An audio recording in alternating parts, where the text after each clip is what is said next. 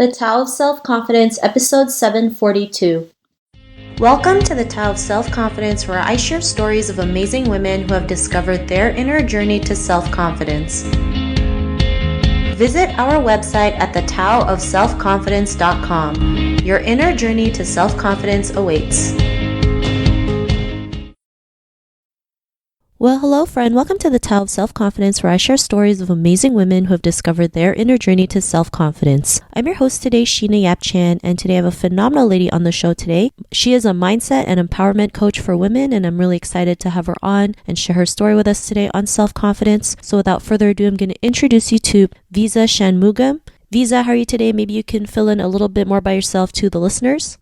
Yeah, absolutely. I'm great today. Thank you. My name is Visa, and I always say I'm like the credit card. And that's what I do is I help empower and transform women's lives by helping them connect to themselves. These are usually very highly successful women, and they think their problem is lack of confidence. And their lack of confidence then comes through as I help them connect to a part of themselves that they've long forgotten about. Thanks for sharing that. And Visa, what's your cultural background? I call myself tricultural. I'm Indian. That's where I was born. I lived there until I was 11. And then I moved to the UK, lived there for another 10, 11 years. And then I've been in the US for the last 16 years. So when people ask me where I'm from, I don't usually have a straight answer for them. Awesome. Well, thanks for sharing that. And what'd be your favorite self-confidence quote? My favorite quote would have to be, confidence is not, they will like me. Confidence is, I will be fine if they don't. Thanks for sharing that great quote. And in your own words, how do you define self-confidence? Self-confidence is, it's when you're in complete alignment with your spirit, body, soul, and mind. And it's the realization that I don't need the love, adoration, or the validation or recognition from others to make myself feel whole. It's when you're able to give yourself all of those things, and that's what makes you feel whole. You don't wait for others to tell you how awesome you are. And for me, that's been a lifelong journey up until now. I used to wait for other people to tell me how awesome I was. And when I didn't get that, I would feel like my whole world crumbled. Thanks for sharing that. And I think we all used to feel that way, especially as Asian women. We always have this, we always have to seek approval, knowing that we're enough. But really, it really just starts with us, and remind ourselves that we are more than enough, regardless of what anyone tells us, regardless of what happens. And the more we can remind ourselves that, the better we can be. So thanks for sharing that great definition. And Visa, what was your life like before your discovery of self-confidence?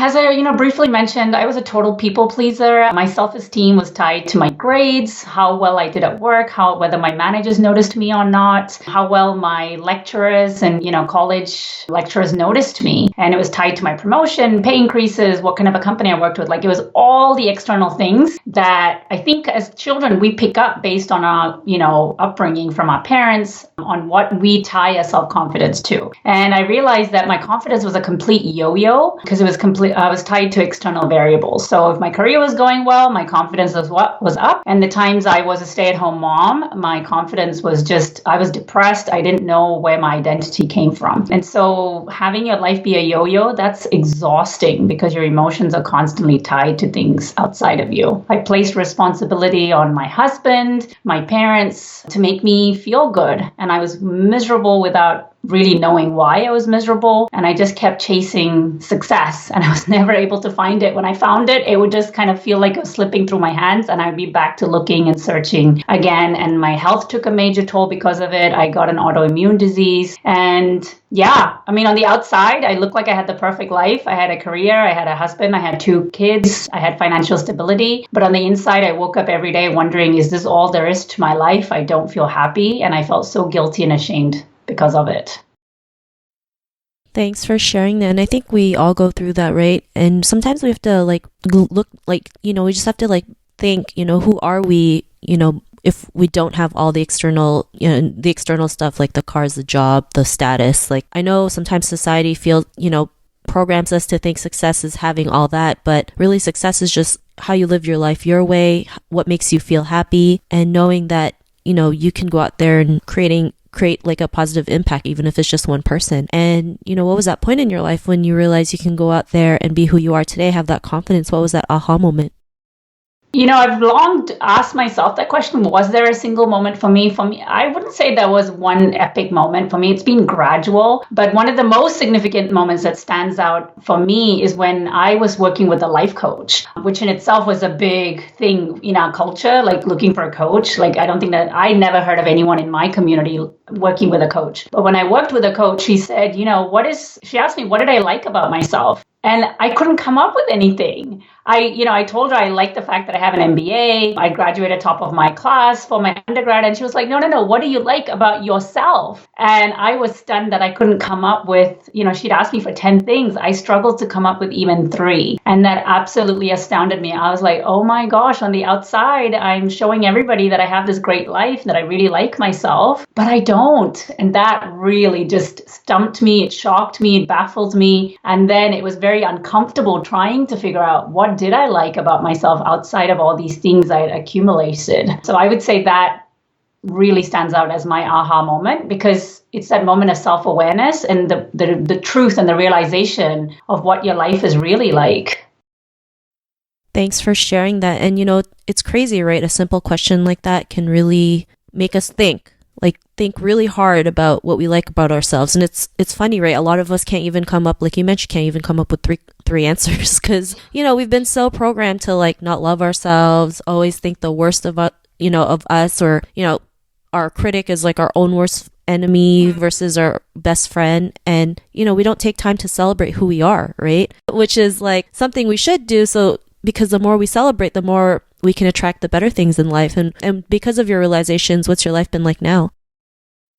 This is probably the happiest I've ever been in my life, and that comes from being happy in your own skin. I didn't realize how much I wanted to be out of my own skin before, and now I'm really comfortable with speaking my mind, telling no. That's been a big thing for me, is being able to say no to invitations that you don't want to go to things you don't want to do, to commitments you don't want to say yes to. And I used to say yes because of obligation, and I thought that's what made me a good daughter and a daughter-in-law, and I thought that's what meant living up to your reputation. But learning to say no has been one of my greatest joys, and I've learned to embrace all my imperfections. I always thought I was lazy, I was procrastinator, but I've come to realize what parts of that is in fact resistance, and what part of it is it's a misalignment. And being able to discover that has been amazing. I'm a lot more patient with my children because I'm able to be a lot more patient with myself. I have an amazing relationship with my husband where we're not passive aggressive with each other anymore. We have great communication between us. And ultimately, it's led me to find my mission in life, which is to help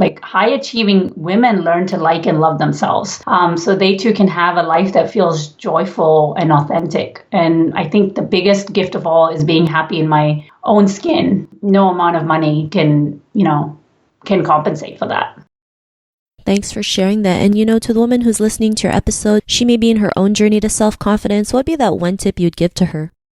It's learning to be kind, patient, and gentle with yourself. I think a lot of us, we don't know how to do that, and we've never been told to do that. Learn to look for the wins. No matter how small they are, celebrate them, and then spend less time trying to fix yourself that you think is wrong with you. The more time you spend trying to fix yourself, the more time you're going to find finding more things that are wrong with you. So celebrate your awesomeness, and automatically the things that you're trying to improve on will improve. You don't, magically wake up one day with confidence. It has to come from within, and it comes from within because you take small action steps every day and you celebrate those action steps. That's where confidence comes from. It comes from showing up in life and having the courage to be yourself. Thanks for sharing that and for those great tips. I always believe too, confidence starts with the small daily actionable steps. It's what really does yield that great result that we strive for, because sometimes when we take that big leap of faith and we don't attain it, we feel like crap. So I would say one step at a time, and slowly, and not slowly, but bit by bit, we will build that confidence. So thanks for sharing that. And if our listeners wanted to get to know a little bit more about you and what you do and check out some of your work, is there any links or social media profiles we can connect with? Yeah, I'm super active on LinkedIn, and you can find me with my name, Visa Shanmugam, and you can find me on Instagram as well. I'm super active on Instagram stories. And again, you can find me, my handle is Visa Shanmugam. Thanks for sharing that. And to our listeners, if you want to connect with Visa, you can also head on over to thetaoofselfconfidence.com and search for Visa's name. Her show notes will pop up along with everything else that we talked about. And I really just want to thank Visa today for taking the time to share her story and tips with us on self-confidence. So thank you so much, Visa. Thank you. Not a problem. It was really great having you on the show. And to our listeners, be on the lookout for another new episode of another amazing woman's journey to self-confidence, and we'll talk to you soon. Bye for now. Thank you for tuning in to another amazing episode of The Tao of Self-Confidence. Visit our website at thetaoofselfconfidence.com to check out cool resources, blog articles, show recaps, and so much more. Your inner journey to self-confidence awaits.